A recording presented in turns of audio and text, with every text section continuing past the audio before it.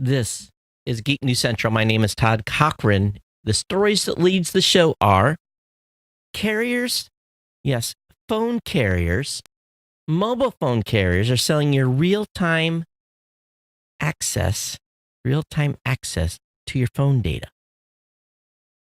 Some Google employees walk out over DoD contracts. Legalized online gaming is coming our way. And the NES Classic is back. Hey, I'm sounding in my headset's a little overdrawn. How are we sounding on online today? It's sounding real bassy.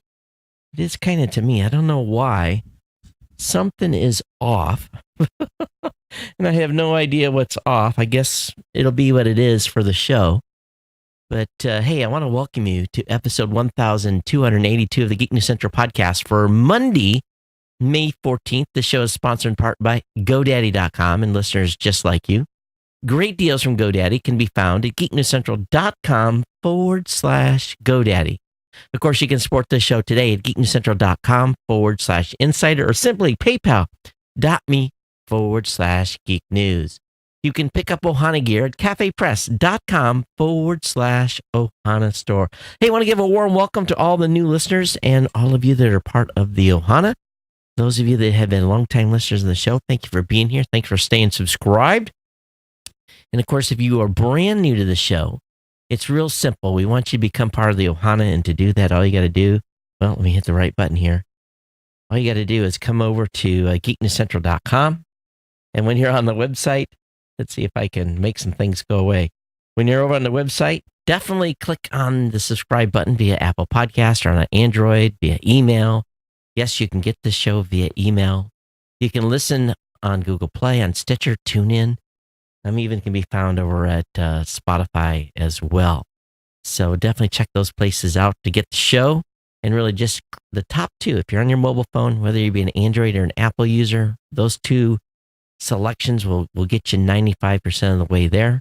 If you don't have an Android podcast app already, we'll drive you over to a website and give you an opportunity to pick one of like 15 that you can use one click to subscribe on the show. So definitely subscribe. A little bit further down the page is a link to the newsletter. The newsletter contains everything that I'm basically going to talk about during today's show. That'll go out. And of course, then you can stay abreast via email on what's been said in the show. You can visit Geek News Central Daily to read the great content. Of course, you can always join us and I'm live at live.geeknewscentral.com. The chat room's over there. You can jump on and chit-chat as well. So definitely come over to geeknewscentral.com and click on the live button or just come to live.geeknewscentral.com. I don't know what it is. The audio is off in my ears. And I'm looking at the waveform and it looks off as well. So something is amiss. And I've had the cover. Nothing has changed since Saturday. Everything was good. I don't know what it is. But, it's and when you have a little bit of audio tweak during the show, and I, like a dummy, I just slapped the headsets on and rock and rolled. So that'll teach me. Podcaster Lesson 101. Check your audio before you start the show. Hey, you can join us on our chat room at geeknews.chat. If you've got comments on today's show, you can email me here directly, geeknews@gmail.com. If you follow me on Twitter at geeknews. Of course, we have our Slack channel still. If you want to join our Slack chat channel, you can do that as well. You can follow me on Google Plus or on Facebook. You can watch this show on the Roku via the Tech Podcast channel or on the Apple TV. You can listen on Stitcher or at blueberry.com. You can use your smart home device, whether it be an Amazon device, a Google Home device, a Microsoft Smart device. Use your keyword to get your device listing and then ask the device to play the podcast Geek News Central. That'll get it 90% of the time. And that way you can listen to the latest edition of the show on your smart home device when you're hanging out the house or in your bedroom or in your office. Of course, partner shows include No Better Than Average with Jacob and Jeff, The Gadget Professor with Mr. Don Bain, the Pro Gear site being written by my GNC team at ProGear.guru, the New Media Show at NewMediaShow.com, and Podcast Legends at PodcastLegends.com. This show is sponsored by the longest running continuous sponsor of a podcast in the universe, If there was a Guinness Book of World Records to give out, they would be it. They've sponsored this show continuously since June of 2005.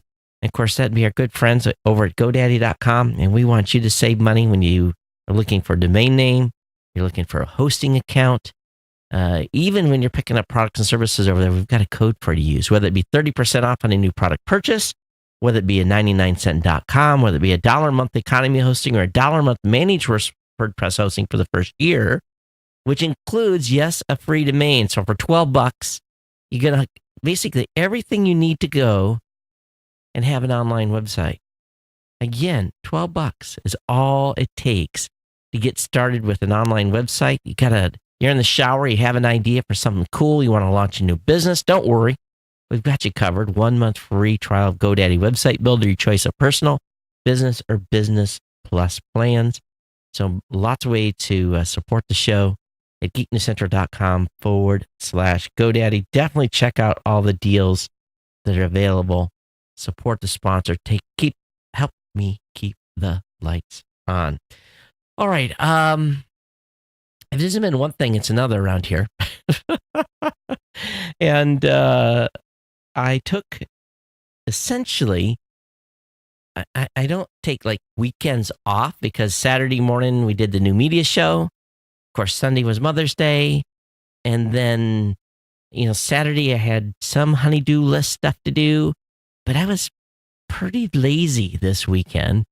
We used our movie pass cards to go see a movie. Matter of fact, my son hadn't seen Infinity Wars yet, so we went to Shoko and I used our $10 a month movie pass, and I had to buy his ticket because one thing I learned about movie pass, you cannot have a movie pass card unless you're under or over 18.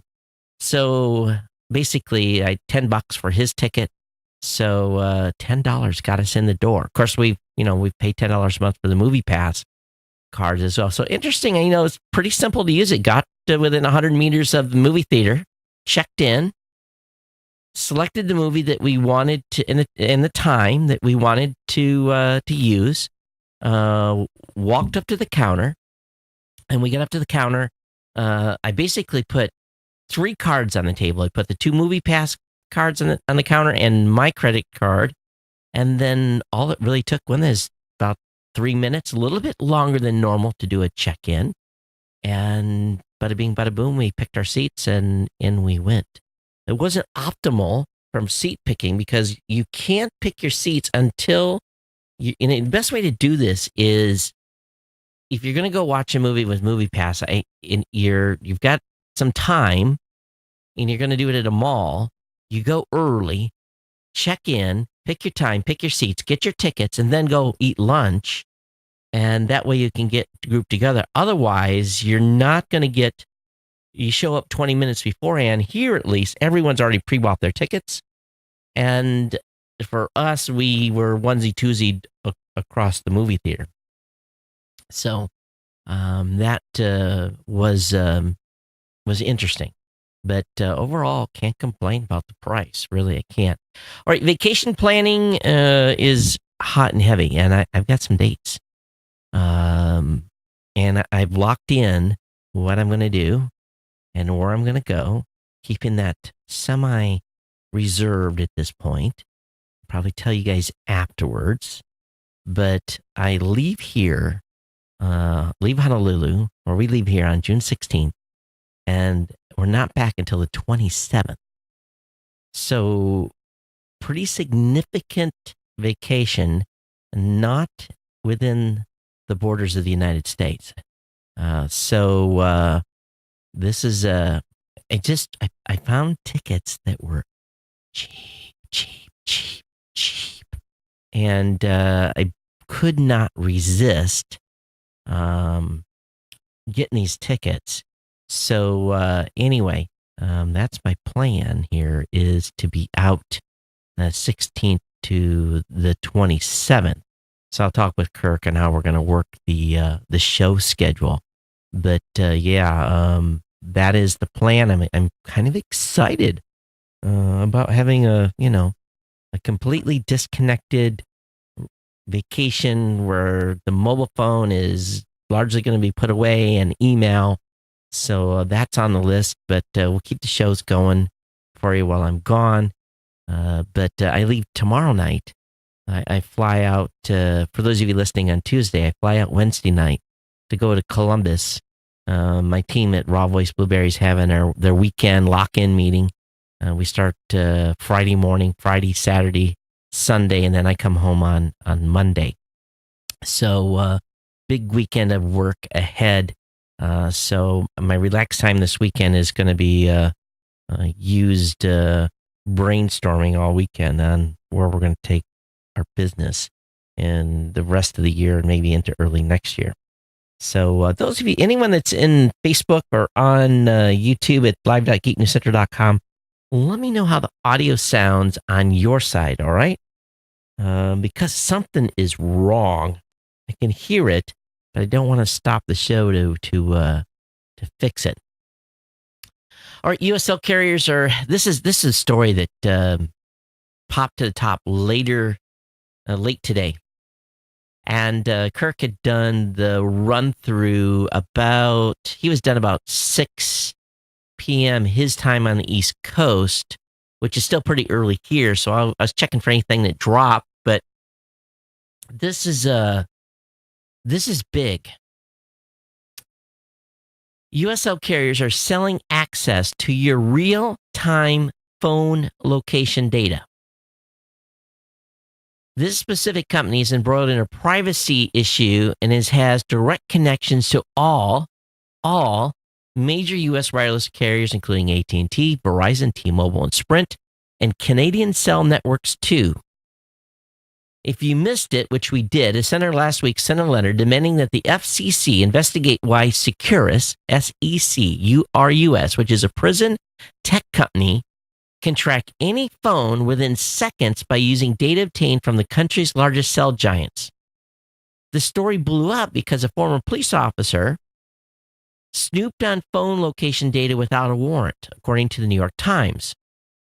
The specific sheriff has pleaded not guilty to charges of unlawful surveillance. Little is known about how Location Smart obtained the real-time location data on millions of Americans, how the required consent from cell phone user was obtained, and who had access to the data.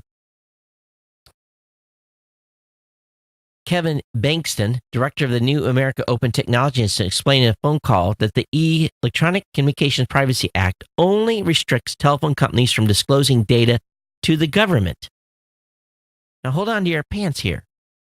The Electronic Communications Privacy Act only restricts telecom companies from disclosing data to the government. It doesn't restrict disclosure to other companies who then may disclose that same data to the government. He calls that loophole one of the biggest gaps in U.S. privacy law. This issue does not appear to have been directly litigated before because of the way that the law only restricts disclosure by these types of companies to government. Location Smart, a California-based tech company, is one of a handful of so-called data aggregators. It's claimed to have direct connections to cell carrier networks to obtain real-time cell phone location data from nearby cell towers. It's less accurate than GPS, but cell tower data won't drain a phone battery and doesn't require a user. The company boasts coverage of 90% of the country. They say we utilize the same technology used to enable emergency assistance, includes cell tower and cell location and cell sector location. So companies buy into location smart location data for many reasons. Sometimes it's to help locate a nearby store or send a marketing text message when the person visits a rival store. Location data can be used by companies to track deliveries or shipments, or by banks to fight fraud. Now, here's the thing that blows my mind. Is this comment by this gentleman from the New America's Open Technology Institute that says that the ECPA only restricts telecom companies from disclosing data to the government. It doesn't restrict disclosure to other companies. How can this be? How can this be? I saw this and I was like, you have got to be kidding me. So Securus can, if you're a client with them, you put in a telephone number and it tells you where you're at. It doesn't, no. Okay. If the police want to know where you're at, they have to go to a judge. They have to get a warrant. They have to go back to the cell phone company and give them that warrant. And then the cell phone company has to give up your location data or where you have been. This company can do it on demand for private companies, not for the government. Now, let me think about this for a second. If I'm law enforcement and I need the location on someone and I don't have a warrant, I just go over to this private company and say, hey, tell me, here's a telephone number. Pop this in. Let me know where this phone's at right now. Get the location for me. This is real time, not yesterday, where you are right now. How is this possible? How is this possible? What do you think? What do you think, audience? Geeknews@gmail.com. Geeknews@gmail.com. I want to hear it. Are you surprised? Or is just another like, here we go again?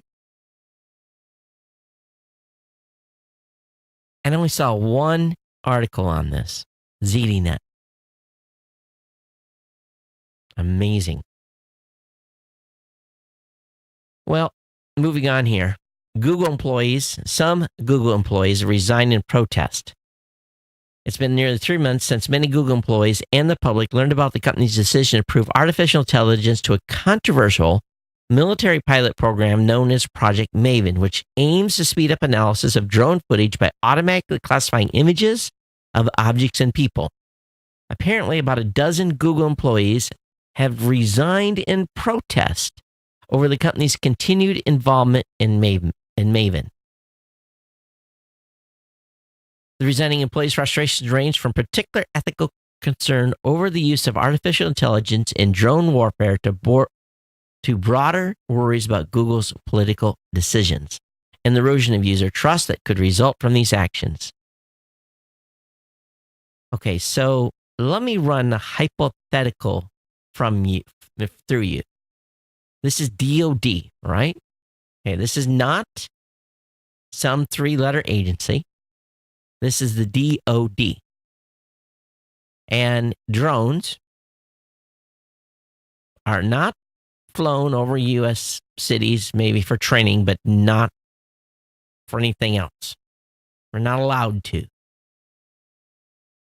Now, if it's the National Guard or something like that, different story. But Navy, Air Force, Marines, Army, Coast Guard, they're not doing prosecutions over your neighborhood.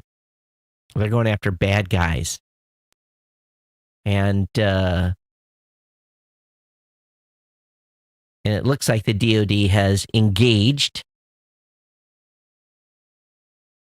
to basically help speed up analysis.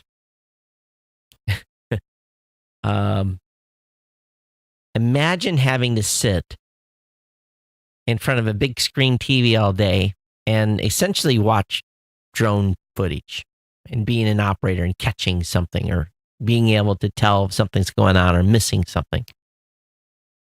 Probably happens a lot. But if you got a computer doing the analysis, a computer can pick stuff out that the human can't by classifying images of objects. So I understand where they're going here. But some Google employees don't like this. And some of the employees says, historically, Google has promoted an open culture that encourages employees to challenge and debate product decisions. But some employees feel their leadership no longer as attentive to their concerns, leaving them to face the fallout. Over the last couple of months, I've been less and less impressed with the responses and the way people's concerns are being treated and listened to, one employee who resigned said. So, about 4,000 Google employees voiced their opposition to Project Maven. You can just about imagine what's going on here is that you've got probably small skunkworks of employees at Google with security clearances that work behind a closed door that are probably doing this work. And when people are behind closed doors, those that are not don't like it, because the people behind a closed door know something that the people on the opposite side of the partition do not. And I'm sure with the culture of Google being always open in the past, that this is a bit of an issue with that organization. Let's face it. Let's use some reality here. Artificial intelligence is, if not used by the United States, is going to be used by other countries. And if we aren't up upon utilizing that as part of a DoD project, then we're kidding ourselves here. We really, really are. And almost every big company, I can just about, I'd love to see the percentage, but I can't imagine many companies that are not Fortune, let's say 500. There's probably the majority of Fortune 500 companies have some sort of Department of Defense government contract. And probably some of that is very classified work. I just can't imagine most big companies, that's what they do. They go out and get government business.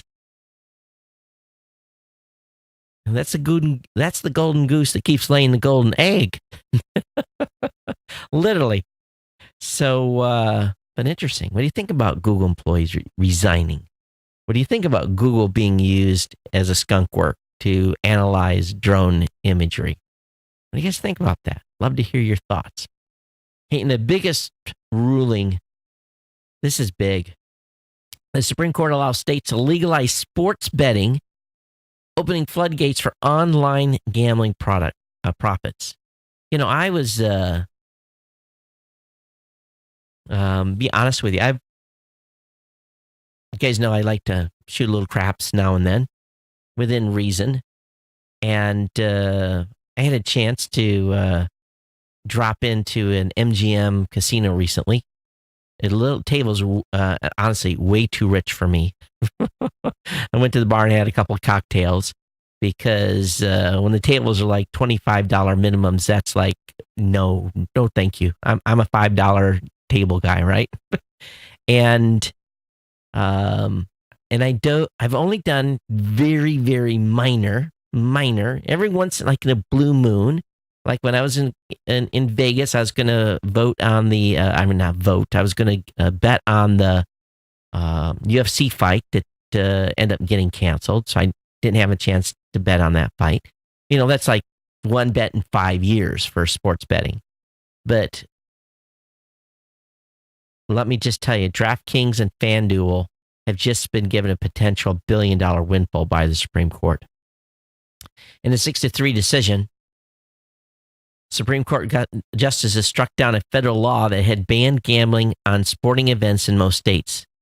The implications of this for state tax revenues and around arguments for making significant changes to the way college athletes are compensated or should be compensated are huge, but clear winners from this ruling are the online betting companies or any media company that has any sort of exposure to live streaming sporting events. DraftKings and FanDuel are definitely clearly the early winners here, but you can absolutely be guaranteed that the big boys, the MGMs, the players clubs, those folks are going to be on this hot.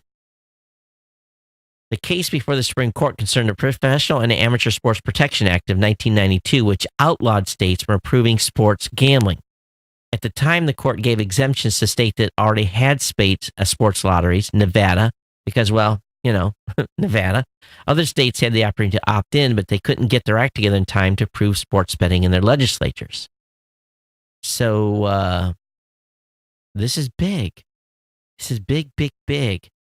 This ruling may have implications for other industries been trying to get on more secure legal footing. And we know that some states have decided on the legality of both gambling online and marijuana, of course, nationwide. So interesting. I don't know how marijuana ties to sports, but that's at least what the article says. So if you are a sports bettor, just be aware. But you know what? Here's what really did amaze me. And I'll be honest with you. I don't understand. Well, I stood and watched a baccarat table. I don't know how to play baccarat, but it's like, as I watch, it's the simplest game to play that one could ever imagine. And quote unquote, there's supposedly a system, and I don't believe in any system. Cards are cards. I saw people gambling $1,000, $2,000 on a single, on basically a single play of baccarat, and repeatedly win, lose, lose, lose, win, win, and sit there astonished because I don't know where people get that kind of money. I mean, not just a few people playing big hands, a lot of people playing big hands. Like I said, I'm a $5 player, right? And when I see someone with a stack of $100 chips on a single bet, I really do wonder, what business are you in? Because sitting there for a couple hours, they could gamble away hundreds of thousands of dollars or win hundreds of thousands. And definitely a whole different level than anything. I hear this is the case all across the country in baccarat, because I would just sit there astonished watching, to be honest with you. And what is the deal? It's just, and I don't people pool their money, or I don't get it. I wouldn't pool my money with anyone. No way, no how. Work too hard to keep the lights on. All right, NES Classic Edition will be available again on June 29th. Many gamers, including, and I'm not a gamer, but I just wanted to collect one, were disappointed when the NES Classic was canceled.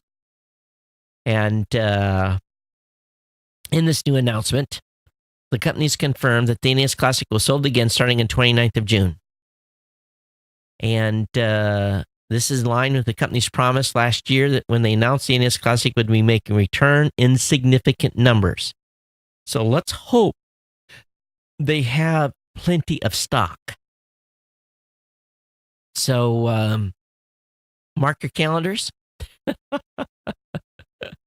And I'll be on the lookout as well to try to get one. I'm glad I didn't spend $300 for one.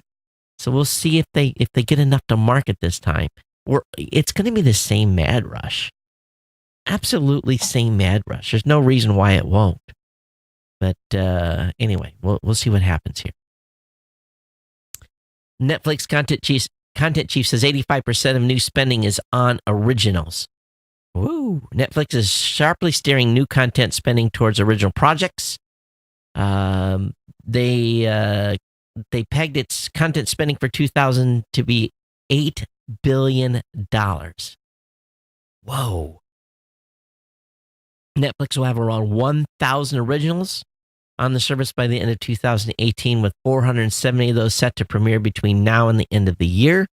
More than 90% Netflix customers regular watch original program. I watch a lot. I'm watching on HBO right now. I'm watching, or on HBO Go or HBO Now, I'm watching some, what I've seen is a lot of, is this one Latin or, I've seen a lot of stuff come out of Brazil. This one's not out of Brazil. It's not Spain. It's horrible. But it's basically been adopted. It's got subtitles.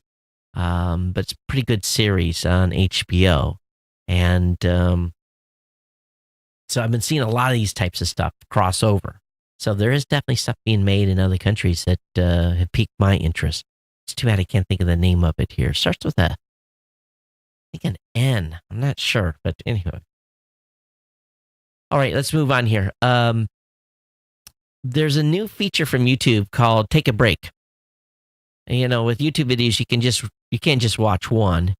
Now, thanks to new update, YouTube is finally admitting that too much of a good thing can be bad. And basically, you can set it up so it limits how many hours or how many minutes of YouTube watching. It makes you take a break. I think it's only on your mobile phone. I don't think this particular feature works on your desktop, but it will work on your mobile phone or your tablet. Link will be up in the show notes on that and how you can implement a take a break time. Also, Amazon Go, the cashierless stores are coming in San Francisco, says a report. So this is pretty cool. And so the question is, when are they going to start making Amazon Go be a part of their new grocery chain that they purchased?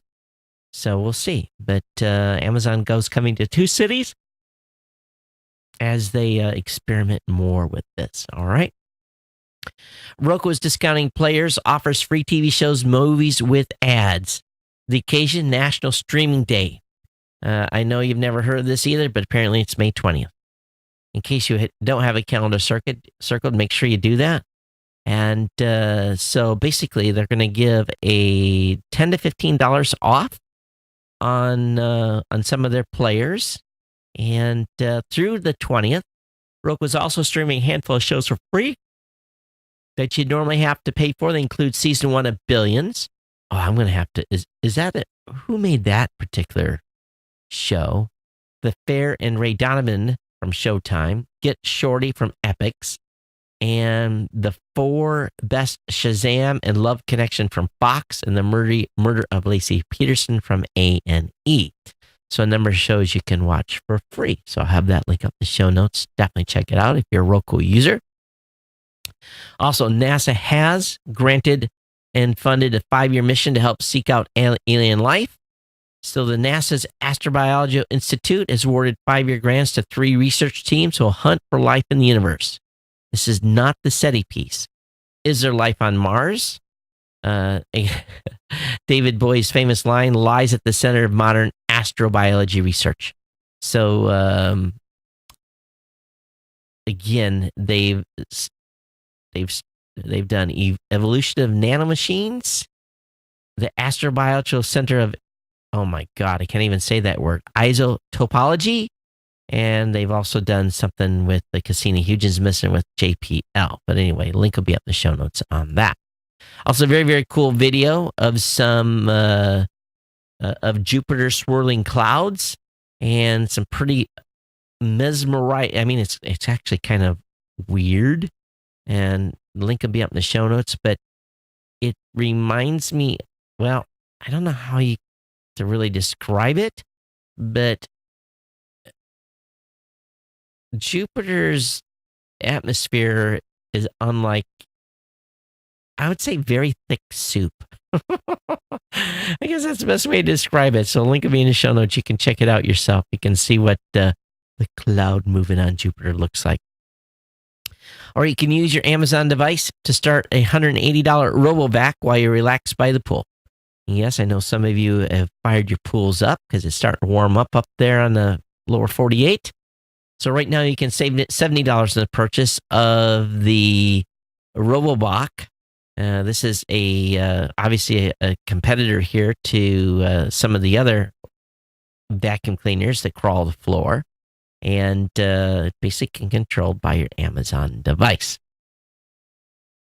Harrison Ford has been digitally inserted into Solo, a Star Wars story trailer. It's a fan-made video. Pretty awesome.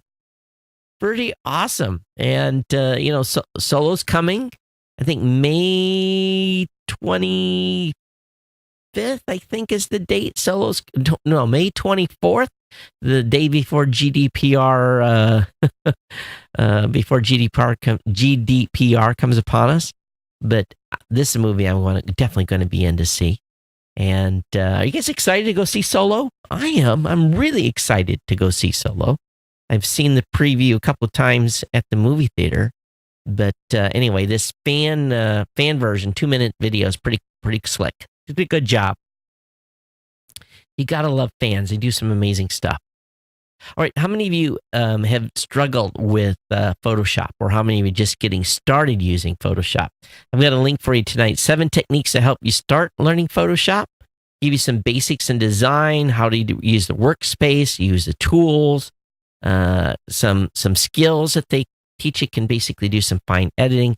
Photoshop, one of the most powerful image editing tools in the space, but there's a lot there that most of us have to dig in to find out. So Verizon has a new phone service. It's called Visible. It's a new startup, and it's offering phone service via an app. And so when you're looking at pre and postpaid cell phones, there's countless to choose from. There's AT&T and T-Mobile, but you also got Mint. You've got Cricket. You've got a whole bunch of other ones. And Verizon's trying to do that with a new startup. Visible aims to make phone services dead simple and affordable as possible. Even in an early stage, looks to be very promising. So Visible only offers one plan. It costs $40 a month. For that price, you'll get unlimited calls, text, and data in the United States. There aren't any contracts. You can cancel anytime. It's on Verizon's 4G network. You can bring your own phone. And what makes Visible unique, rather than worrying about carrier stores, multiple plans, and everything else, Visible houses everything in its mobile app. After signing up for the plan, download the Visible app, enter your account info, and then pop your SIM in when it arrives. After that, you're ready to rock. So it's kind of turnkey. Very, very slick. So you just change out your SIM, and you're good to go. And very, very cool. Smart. So Visible is a new one. $40. And I like it. You get unlimited calls, text, and data in the U.S. only. Apple's CEO Tim Cook did the commencement speech at Duke, and he told their graduates to think different. He also took the opportunity to point out that Apple rejects the excuse that getting the most out of technology means trading away your rights to privacy. And now Cook himself is a Duke graduate, and he dared them to think different, borrowing from a line from Apple's famous ad campaign. And so anyway, you can watch the commencement. You can watch his speech. It's available within the show notes tonight. The U.S. Senate will vote on May 16th to possibly restore net neutrality. Now, remember, even if the vote passes the Senate, there's still a long battle ahead, and very unlikely that the president will sign it. So even if it gets through the House. So keep you advised here, right? Lost in Space, I guess it got a good enough reaction. I'm sorry. I think I've watched 3 episodes. My son loved it. I'm kind of to it. Forced myself to try to watch, I think, the 3rd season, but they renewed it. So I don't know. It just isn't quite doing it for me completely. Now, those of you that like luxury vehicles, got one here for you. Out of my price range, the 2019 Audi A8, beautiful vehicle, $83,000 price tag, and that's a few pennies there. That's actually a lot of GoDaddy hosting accounts. But anyway, nice vehicle. If you're into cars, into Audi, definitely check out the article, all right? Have you been to Chili's recently? I'll be honest with you, I'm not a Chili's fan. The only time we eat at a Chili's is in a last resort.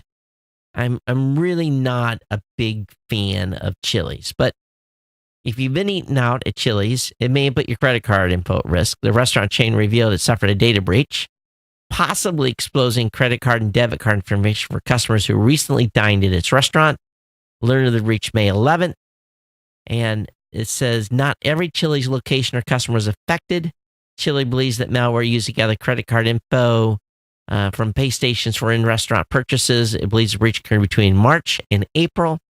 So just another long line of point-of-sale systems get hacked.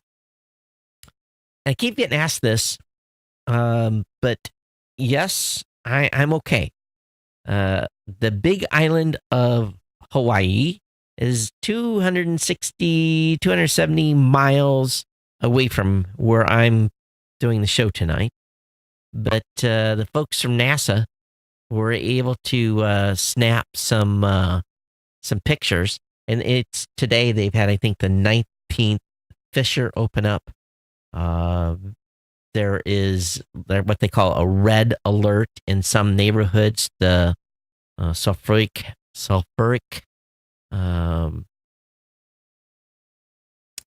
acid or whatever that spews is extremely dangerous right now.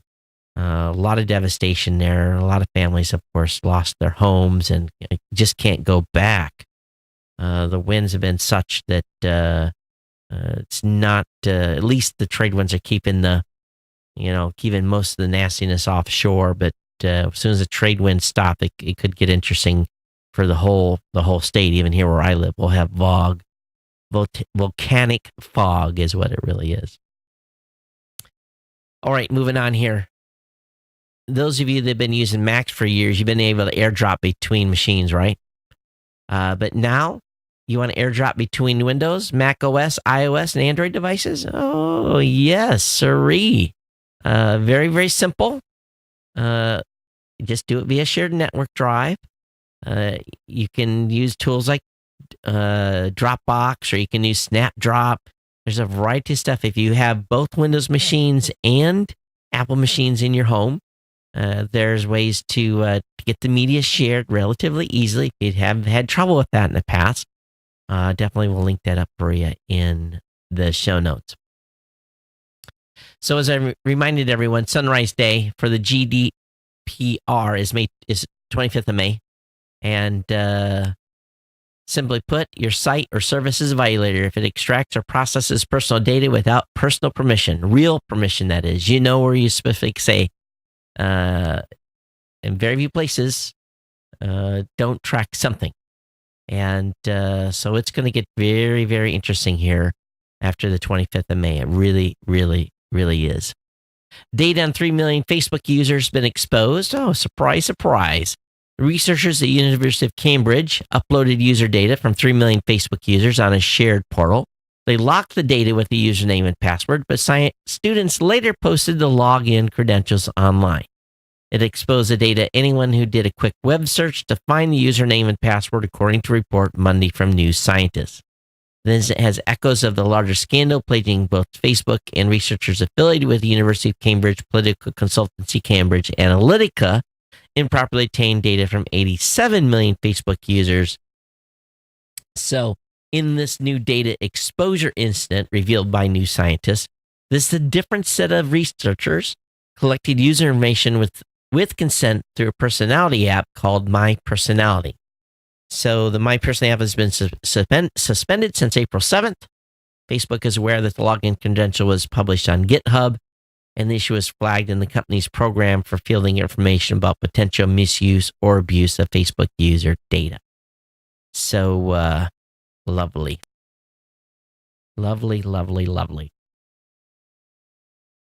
AT&T is facing a pregnancy discrimination suit.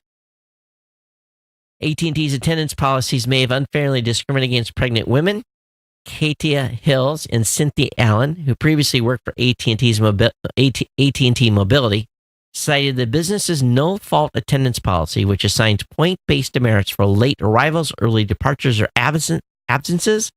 The lawsuit, which was announced by the American Civil Liberties Union, claims both women were fired for missing work due to pregnancy-related medical care. And in one of the cases, one of the women had to miss work because of her infant son emergency medical care. And of course, AT&T has nothing to say. They're saying they're reviewing the complaint, and we'll see where this leads. But would not be surprised based on how AT&T's been. The Wi-Fi Alliance has been very, very powerful over the year, and they've done a lot to keep our Wi-Fi standards all together. But there's something new. It's called the Wi-Fi Easy Mesh certification, and it aims to standardize mesh networks. And most of you say, what is a mesh network? Well, let me just basically say that everything in your home that's on Wi-Fi, much of that will intertalk between each other in years to come. And they basically want to assure customers that they can build out wireless home networks without worrying if one brand of devices will be compatible with another. So the emergence of mesh networking somewhat undermined that effort because every manufacturer pursued its own path. Wi-Fi is still Wi-Fi, so you don't need to worry about your smartphone or media streamer or home security camera connected to your wireless router regardless of brand. But if you buy a Linksys VLAP router today, for example, you can only buy Linksys VLAP access points if you want to expand your network to cover more areas of your home. So Easy Mesh promises to bring mesh networks the same interoperability assurances that conventional routers have long offered. So, cause gateway protocols, extended agents, again, different devices as well. So, link will be up in the show notes on that. Ars Technica has the Android P Preview 2, and they're not impressed. With Google I/O winding down, the folks over there have had finally spare a second to look at the newly released Android P, and it has a bunch of issues and some big changes coming. So they've got some concerns, and it's covered in this app. But things are changing, and so some of the navigation and settings have changed, and that they're not completely pleased with. And it's a mixed bag of updates. So again, link will be up in the show notes.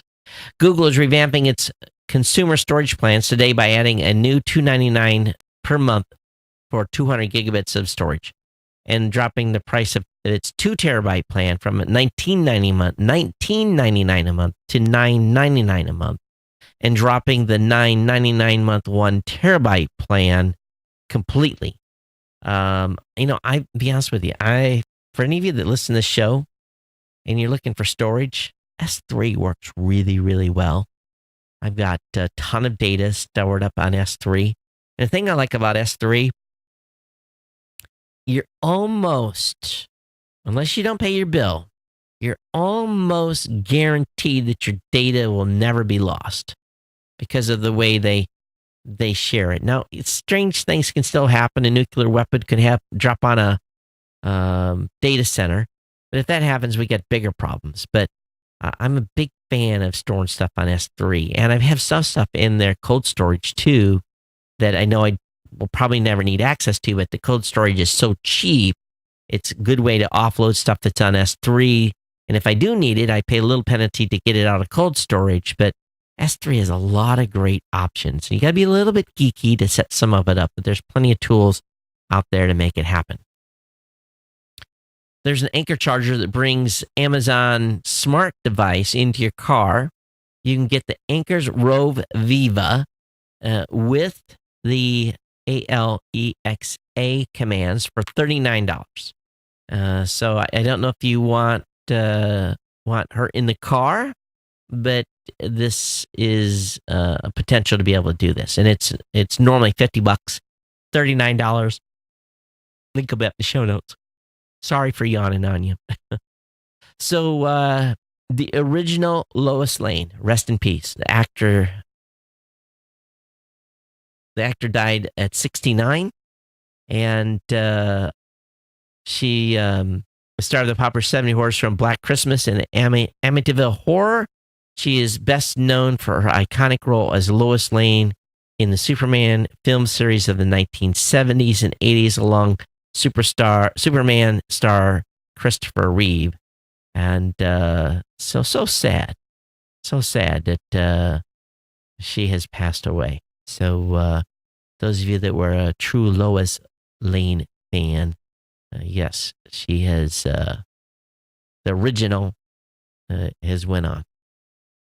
Apple versus Samsung, 548 million smartphone patent battle returns to court. So Apple and Samsung are once again squaring off, and they're seeing an endless series of patent litigation battles in what's expected to be a 5-day trial.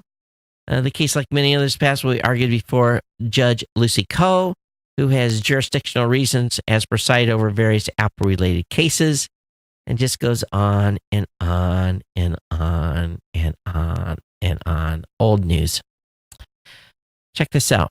A brain pacemaker could help stroke patients recover quickly. Quicker. Whoa.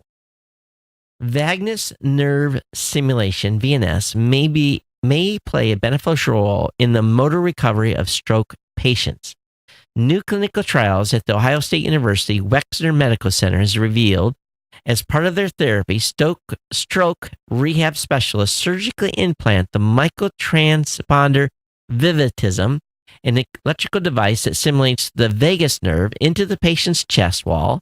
It works via a wireless transmitter, which picks up signals, redirects them to the vagus nerve located in the neck, and simulates the brain whenever a therapist pushes a button.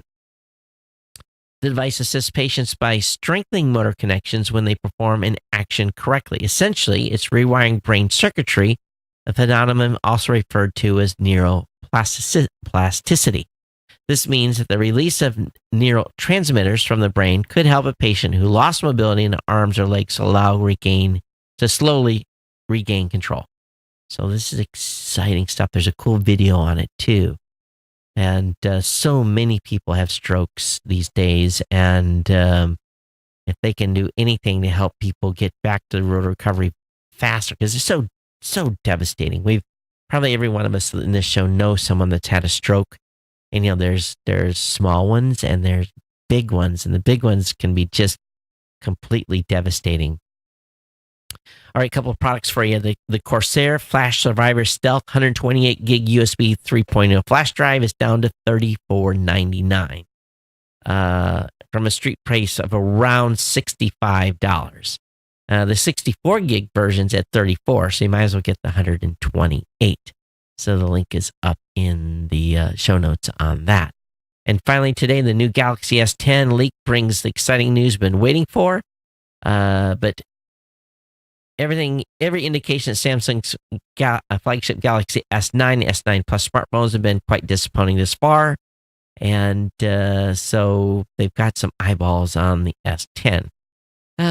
It's just one phone after another at this point to me. It really is. All right, where are we at on time? We're early. And let's see here. What's the date today? Did I cover that today is the today is the 14th? No. I'm looking at June already. I'm getting excited. You're getting ahead of myself. So last show was on the 10th.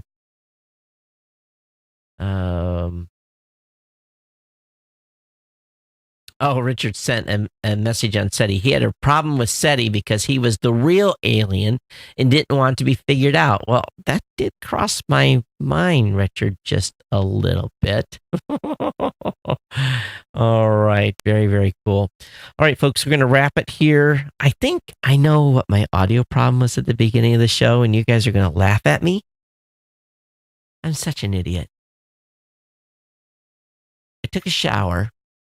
And every time before a show, I run Q-tips into my ears to clean the water out. And I was sitting here tonight and the audio cleared up on the show. And it wasn't because I changed anything. It was because the water dissipated in my eardrum. So yes, just call me an idiot. It happens to the best of us. Oh my gosh. I'm such a knucklehead. All right, everyone. Thank you for your ongoing support of the show and for being here and for staying subscribed. It's been my pleasure to bring the show to you today. I hope that Kirk will be with you on Thursday, doing the show on Thursday, because I will be, and Monday, because I'm going to be contemplating the future of where podcasting at Raw Voice with my team is headed. So thanks for Kirk for standing in for the next 2 episodes. And then for a whopper in June. So anyway, definitely send Kirk feedback on the podcast as well as you do me. He'll have his address. He'll give that out during the show. But everyone will see you back here 2 shows from now. And but anyway, thanks for Kirk for stepping in. But everyone take care. See you next time here on the Geek News Central podcast. Everyone take care. Aloha.